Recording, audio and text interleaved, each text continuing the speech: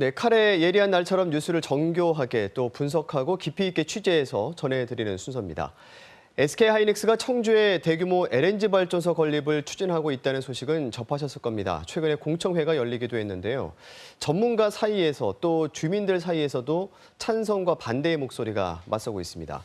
시청자 여러분께서도 판단을 해보시죠. 이정훈 기자가 조목조목 따져봤습니다. 오늘 날입니다.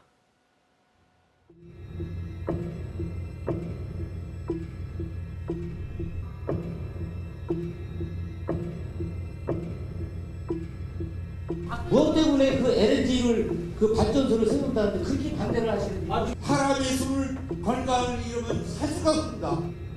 SK하이닉스의 LNG 발전소 건립 명분은 안정적인 전력 공급입니다.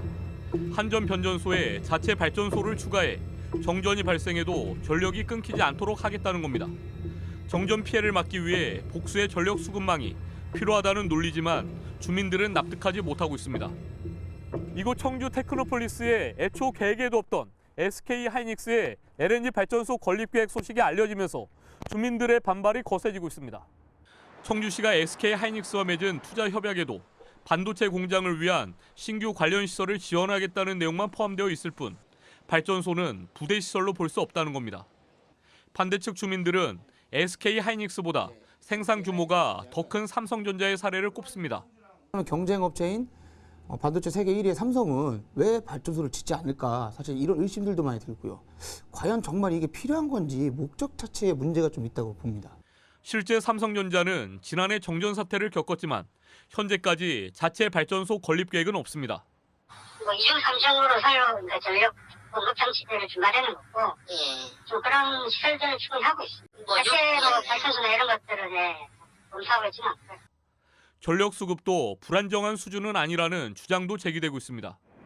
SK하이닉스는 2012년과 2017년 두 차례 정전 피해를 입었는데 한전과 맺은 계약 전력은 1130메가와트로 지난해 실제 사용한 전력은 432메가와트, 올해는 455메가와트로 예상됩니다. 전기가 끊기더라도 자체 배터리를 통해 전기를 공급하는 설비 등도 이미 갖추고 있습니다. 한전이 삼성과 계약을 해서 삼성 반도체를 위해서 따로 변전소를 하나 짓고 향후 2기가와트까지 공급할 예정이라고 합니다.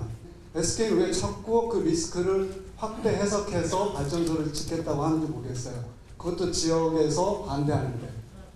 SK하이닉스는 수요가 증가해 안정적인 전력 공급이 시급하다는 답변만 되풀이하고 있습니다. 한전의 전기가 나쁜 건 아닙니다. 그만큼 품질도 좋고 좋은데 네트워크입니다. 근데 저희 쪽으로 오는 포인트는 한변전소에서 오고 있습니다. 안 하는지에 대해서 제가 답변을 드리기는 좀 어려운 부분입니다.